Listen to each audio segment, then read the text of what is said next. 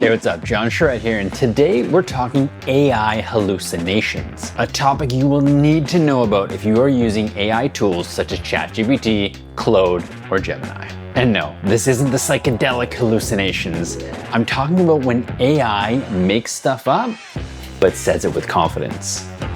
So what is an AI hallucination? It's when an AI tool gives you an answer that sounds right, but it's completely made up or absolutely wrong. Think of it like fake sources, incorrect data, made up quotes, things that look legit, but they aren't real.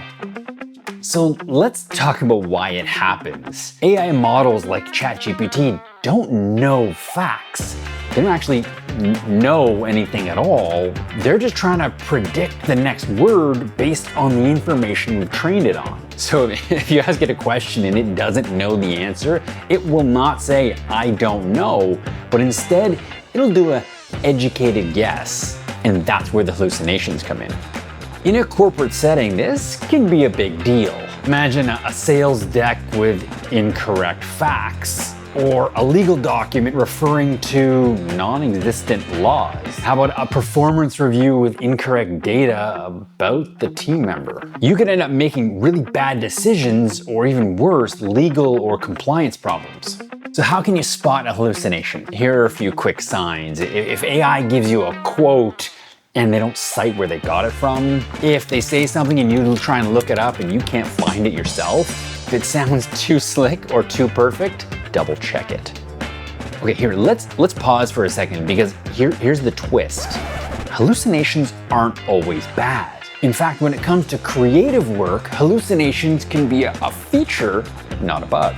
Let me explain. So let's say you're writing or brainstorming an idea. You ask AI, it may come up with some really far-fetched ideas that may not exist or you haven't thought of before. It may even create a fake quote that lands your point better. Not that anyone's ever used a fake quote or testimonial on a sales page before.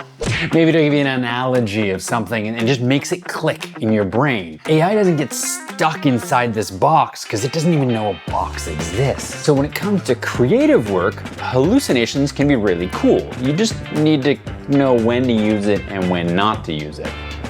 All right, here's how to stay safe. Number one, always fact check. Treat AI like a junior team member. You may want to check their work to verify it's good. Tools such as Perplexity work really well because their product offering always puts citations of where they receive the information from. Number two, use it for structure, not substance.